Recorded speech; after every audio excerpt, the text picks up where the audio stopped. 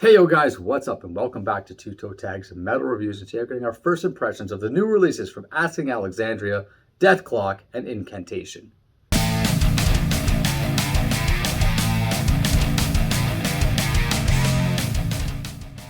So 3 bands released today, well a lot more bands released today, but these are the 3 we're covering. Are these vastly different bands? In a way, yes. I guess Dethklok and Incantation kind of share a genre in a sense. Alexandria is the odd one out, so maybe we'll start with that one. And just before we start, for reference, Necrophony by Ex Mortis also released today, but we already reviewed that album, we got it early, so if you want to know our thoughts on that album, go check our review on that. Yeah, Ex Mortis. Cool stuff. So yeah, Alexandria. It's not what I started my day with, but that's what we're going to kick this video up with. Where do we go from here? Let's go. So, my experience with Alexandria as a band is not that much. Okay, when they came out back in the early mid 2000s or whenever that was, I knew the band, heard the band, liked some of the songs. Stand Up and Scream, I think, was their debut album. They might have had an EP or something before that, but I remember that being a big hit with a lot of people. I just never really got too into them.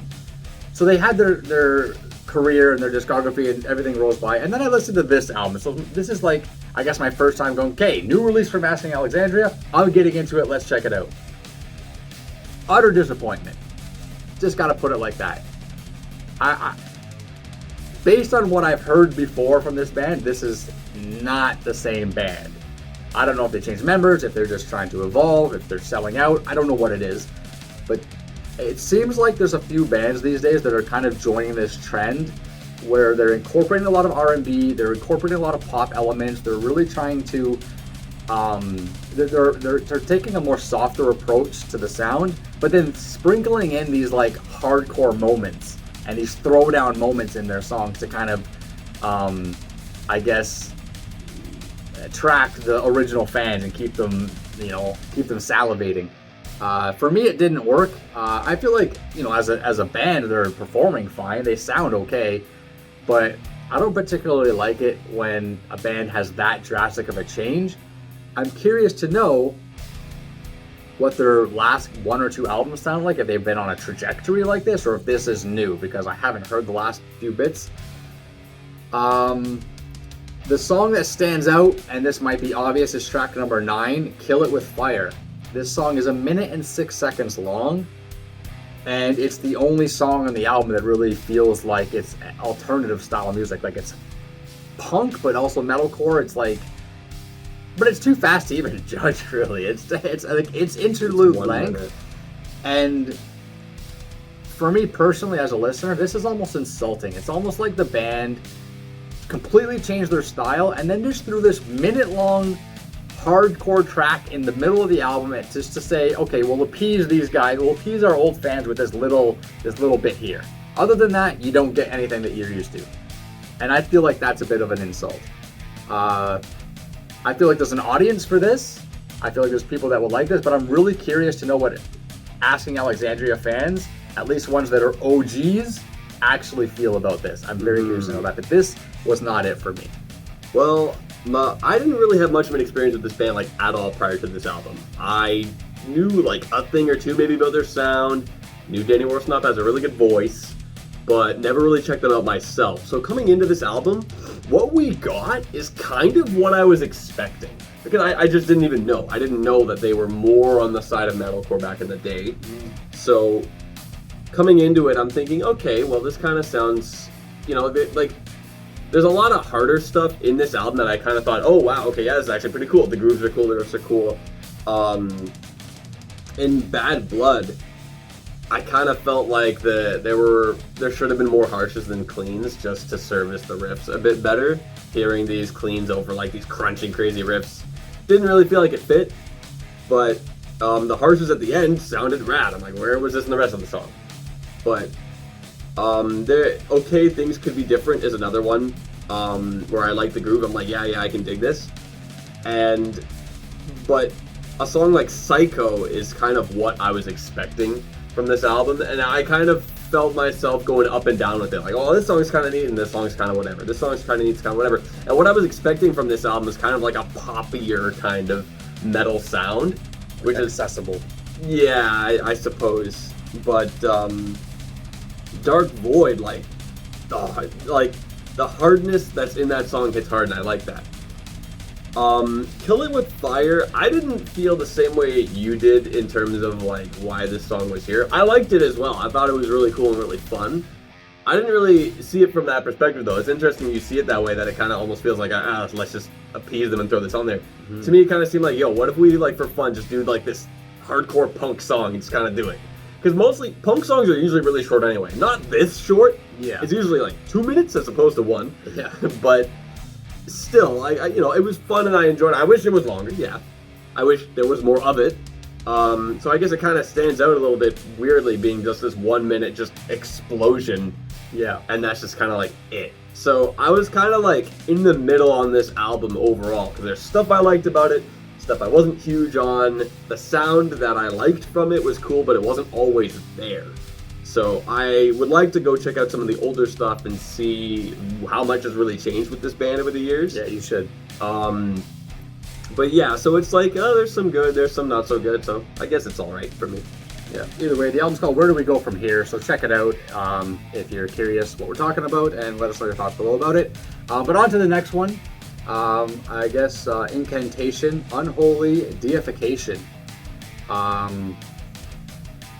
So right out of the gate, one thing that caught my eye is every song title has a bracketed subtitle followed by a Roman numeral.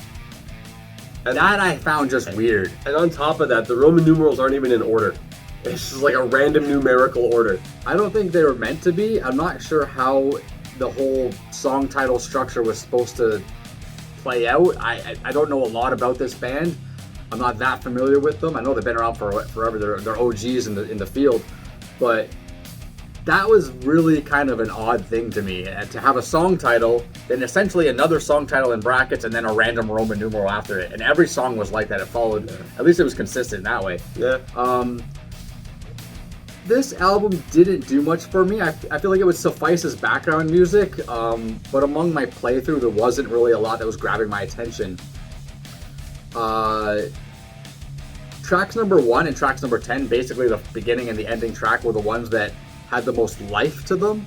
That was my basic issue. This album feels very dead, which I guess is okay for death metal. But anyways, yeah, those songs had a bit more energy than the rest of the tracks. They have, certain sections that stand out, and like track number 10, which is called Circle, and then in brackets, Eye of Ascension, and then Roman numeral 7. Very bizarre. But this song has kind of just these, I don't know if they're tempo changes or pace changes. I guess that's the same thing. But it kind of was just kind of playing around with that a little bit, and I thought that was kind of cool. It doesn't happen for too long or last too long, but it's still something to make it feel different than the other tracks. I'm sure if I really microscoped this and analyze it, I could find all kinds of stuff. But if you go back and listen to older albums like Diabolical Conquest or Blasphemy, from the 90s or early 2000s, those albums, this band had a lot more personality back then, I find, and I feel like it's a shame that this doesn't have that, and it felt like a really dead, flat album to me. I hate to say it, but I was disappointed. I feel like maybe with more listens it can grow on me, but on my first impressions, this was just kind of bland for me. A lack of personality, I think, is a really good way to put it for this album, because I didn't really find much going on either. And then this is a band I haven't checked out myself. Like, I'm not really into this band, so coming in from a fresh perspective, like this is my first Incantation album, I sit there and think, well, it's death metal. Yeah. And that was it, because I didn't really find anything that stood out. And it made me thinking, like, for those who like death metal, and for those, I bet this is probably great for fans of Incantation, but just for those who like death metal already, it's a good album to put on, because you know what you're going to get, you enjoy what you're going to get. But let's look at the perspective, if I were to try to recommend this to someone who's not into death metal.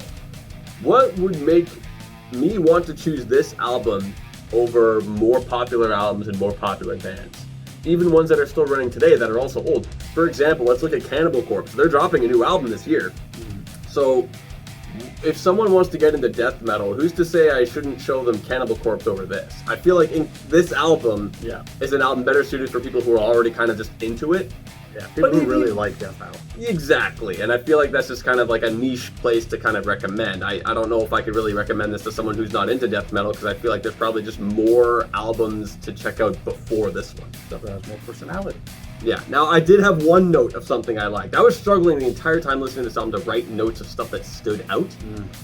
Altar having this break near the end, like there's some kind of like announcement happening on perhaps an altar, I thought was kind of neat, and it added character to that song. And then it goes into Exile, which starts with a solo. I thought that was kind of interesting too. But other than that, it was just straightforward death metal.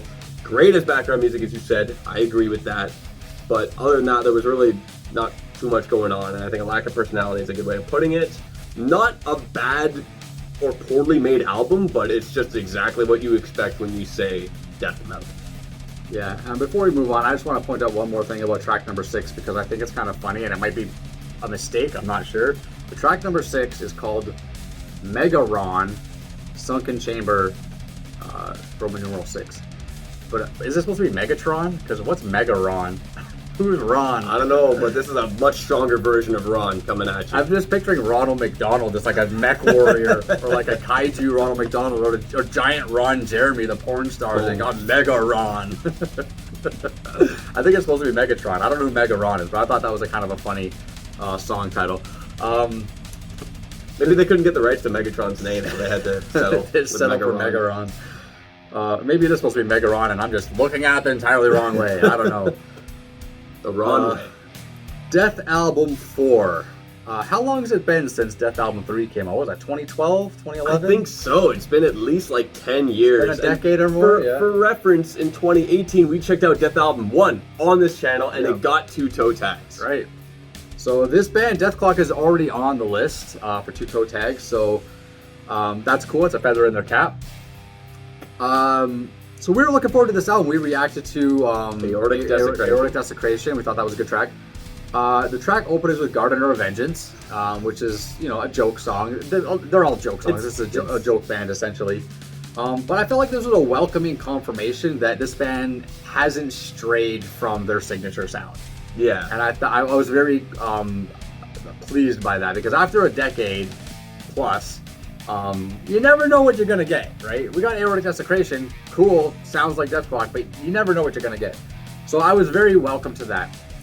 The album continues, and I'm just like, hey, yeah, this sounds like Dethklok. This is cool. I dig this. This is cool. Oh, there's a cool riff there. Oh, I kind of like that. This is nice. But when it comes to writing notes, I was again having trouble finding things that stood out, and I feel like this is becoming a common thing. Maybe I'm trying too hard. I don't quite know. Remind me what track Mutilation on a Saturday Night is, because I have it listed as track number 3 and track number 4. I think for some reason. Okay. I think it's in the middle of the album, if I recall correctly. I don't know how that happened. It's got to be probably track 4. Let's take a look here. Mutilation on a Saturday Night is track number 4. Yes. Poisoned by Food is track number 3. Okay, there you go. So this is a song that stood out. I felt like the riffs were really catchy. I feel like the switch-ups and the pace were cool, not too drastic, but creates a nice dynamic of the song. The solo I found was a bit underwhelming, but as I listened to it, I was like, does this have something there? Might be a sleeper solo, right? Where at first you're kind of like, whatever, but then you listen to it a couple times and you're like, holy fuck, this is fire, this is lava. But I'll tell you a couple gripes I had with the album. One gripe is track number 8, Dead Face. Cool song. I would consider it the cool down song, or the mellow song, the breakup song, whatever, like the a breather song of the album.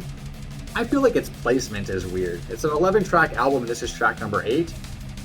From my listens, the first half of the album to me is stronger, second half of the album not as strong. It would have been better if that was track number 4 and track number 4 was track number 8. I think that would have been just better track placement. That's just a small gripe. It's a picky gripe too. We've seen that happen on some albums though. Like usually your cooldown song is either in the middle or near the end, and then after that cooldown near the end, you come back with this big explosion to finish off the album. Yeah, and that makes sense a lot of times, but like I said, in this case, because the first half was stronger and the second half is not quite as strong, at least on a first impression. it seemed like an odd placement for a track like this. Mm-hmm. My second and probably biggest disappointment is Mermaider 3. And the reason is because it's the track I was looking forward to the most on this album. I knew it was on this album. I seen the track list beforehand, and I was like, ooh, Mermaider 3. I love Mermaider. I love Mermaider 2. Big Mermaider guy right here. Am I? I know, you love the first two a lot. You were looking forward to this track specifically. I was, because, I mean, obviously it's a continuation or a sequel, the trilogy kind of thing. It's exciting, right? Felt disappointed. I mean, it has the same vibe to the other Mermaider tracks. It definitely feels like a continuation, but it didn't have the same mean crunch that the other tracks had.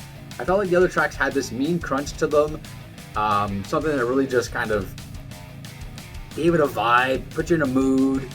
This one, to me, just feels like another Dethklok track that has elements of Mermaider in it to let you know that it's part of that series, but it lacks that punch. It lacked that bit of character that the other tracks had. Do you feel perhaps maybe a part of to why you didn't really feel too much from it was that it was the last track? Like maybe you went through all these tracks and that you were kind of like whatever on the album by that point. Maybe if you started with it, you'd feel a bit differently. Possible. Like, on a further listen. It's possible. I can't say no to that. I don't know, but I don't think so, because every track that comes on, it's like I'm not. Every track that comes on is like a fresh new listen. Every track is judged individually, right? So when this track comes on, it's not like, oh, well, the last few tracks were like, meh, so this track's going to be meh. It's like, okay, now here we go. Yeah, you weren't tired by that. Especially you were looking forward to it as well. Looking forward to it, it's like, here we go, right? I mean, I don't want to make it sound like it was bad, right? I got to be careful with my words, because I don't want to make it sound like it was bad. I still enjoyed it. It just didn't really... Here's what I was expecting. This is an easy way to put it. I was expecting to listen to it and add it to the playlist right away. That's kind of what I was expecting, but it didn't do that for me. It might get there. You never know. But other than that, Mutilation on a Saturday Night, Gardener of Vengeance, a few other maybe cool points here and there. I felt like this was pretty much just like kind of an okay album. But again, 1.5, 2 listens so far. It's hard to really put a huge judgment on it on the first impression like that. So yeah, I mean that's why we always like to re-listen to albums multiple times throughout the year. All these albums, sometimes throw one on, even though it's been a while and maybe it's grown on you. I can say that for sure. There's been albums from earlier this year I put on again and thought, hey, this is even better than I thought it was. Like, huh. Yeah. Anyway, my experience with this album was quite fun. Now, I mean, regarding Gardener of Vengeance, we've heard machine gun samples, chainsaw samples, but have you heard a lawnmower sample in your metal song yet? Because I'm sure until this album you haven't. Because I thought that was pretty cool. I mentioned this in the reaction. Well, we mentioned this in the reaction to Aortic Desecration. The part where he says bleed, where it sounds like Bleed by Meshuggah, is pretty funny. Just reminding you, this is what we're referencing. Yeah, don't forget it. Don't forget it. Mutilation on a Saturday Night, I enjoyed. That's one of my top tracks as well on this album. Love that song. Like that song, I hear that and it gets me hyped to see it live. I want them to play that live. They're coming to town soon and we're going, and I really want them to play that song. Yeah, hopefully they do. I think they will. And I don't know if you noticed this about Bloodbath, but the vibe, and I think it might be a rhythmic thing, but it felt like it could be like Thunder Horse 2. But like a sequel to Thunder Horse. I did catch some. I think I was doing something else when it came on, but I kind of my ear was kind of like Thunder Horse at one point. It was probably when that song was on. So I was thinking the same thing. Yeah. One thing I've been weird about this album I found is the mix. I feel like Nathan Explosion is a little bit behind. Whereas if we're going to compare like the original Death album, he's pretty much in the forefront and you can hear him very clearly and easily make out the lyrics, which make it even more fun of an experience because you get to hear all the wacky stuff he's talking about. It's kind of hard to just hear him in general on this record by comparison. So not huge on that, but maybe on further listens it'll feel better. I didn't notice that really, but yeah. I didn't really have an issue with Deadface. I really enjoyed it. Great breather track, and it is near the end of the album, but I understand that is another common place to have that kind of track, so I enjoyed that quite a bit. And one thing I found interesting was the solo in Satellite Bleeding sounded kind of like a Meshuggah solo if it was melodic. Because Meshuggah is a very rhythmically focused band, so if you take some of the conventions of that but add more melody to it, you kind of get that solo, but even the guitar tone kind of reminded me of Meshuggah's guitar tone. for that solo, and I thought that was interesting. There's a couple of different Meshuggah references.